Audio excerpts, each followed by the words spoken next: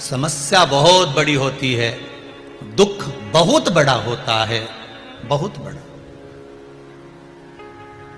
दुख बहुत बड़ा है, समस्या बहुत बड़ी है, कष्ट बहुत बड़ा है। पर यदि आपको समस्या से निपटना आता है, जैसे पानी में गिरने से मृत्यु नहीं होती, मृत्यु कब होती है? जब आपको तैरना नहीं आता, तो फिर मरोगे। समस्या बहुत बड़ी है, दुख बहुत बड़ा है, कष्ट बहुत बड़ा है, पर उस समस्या से निपटना यदि आपको आता है, आप शिव महापुराण की कथा को श्रवण करते हो, आप शंकर का अनुमोदन करते हो, आप भगवान का भजन करते हो, और आपका विश्वास अगर प्रबल है और भगवान की भक्ति में अगर आप डूबे हुए हो, तो समस्या कितनी भी बड़ी होगी, दुख कितना भी बड़ा होगा, अगर आपको निपटना आता है, उस समस्या का निवारण यदि आपको आता है, तो आपको भीतर दुख प्रवेश नहीं कर सकता, समस्या आपको घेर नहीं सकती। बड़ी होगी, दुख कितना भी बड़ा होगा, अगर आपको निपटना आता है, उस समस्या का निवारण यदि आपको आता है, तो आपको भीतर दुख प्रवेश नहीं कर सकता, समस्या आपको घेर नहीं सकती, आप उससे बाहर निकल जाओगे, उभर जाओगे।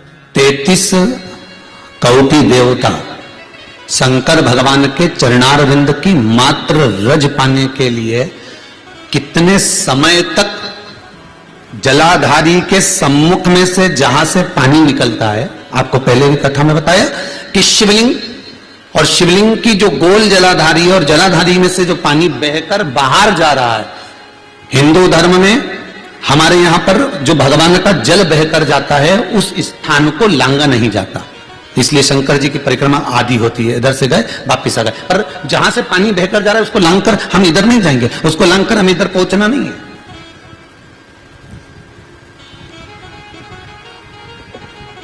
उस जल को हमें लांघना नहीं है, उस जल को केवल हम स्पर्श कर सकते हैं, प्रणाम कर सकते हैं, नमन कर सकते हैं, पर उसको हम लांघे ना।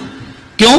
तो पहले की कथा में भी कहा था कि 33 कोटि देवता भगवान शिव से कहते हैं, हे ओघड़दानी, हे त्रिकालदर्शी, हे कैलाशी, हे अविनाशी, हे शंभु, हे शंकर, ऐसी करुणा कर दीजिए, ऐसी दया कर दीजिए कि हम आपके चरणारविंद की रज को निरंतर प्राप्त कर सके, हम निरंतर उसका स्मरण कर सके।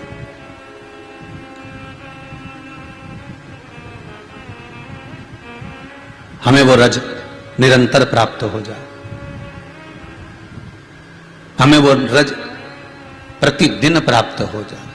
5 कारण हैं जिससे शंकर हमें प्राप्त हो सकते हैं अंतिम क्षण में।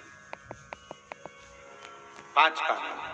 पहला, अगर आप शंकर के मंदिर में जाकर 1 लोटा पानी चढ़ा रहे हैं, तो शिव की कृपा आज नहीं तो कल, कल नहीं तो परसों, कभी मेरे बाबा की कृपा आप पर बनेगी जरूर। ये शंकर के ही शब्द देवऋषि नारद को। दूसरा, देवऋषि नारद, जो मनुष्य मस्तक पर त्रिपुंड धारण करता है, मस्तक पर त्रिपुंड लगाता है, शिव कहते हैं उसको मृत्यु के पश्चात भटकना नहीं पड़ता। शंकर कहते हैं वो मेरे ही धाम पर, मेरे ही संग कैलाश पर आकर विराजमान हो जाए। तीसरा,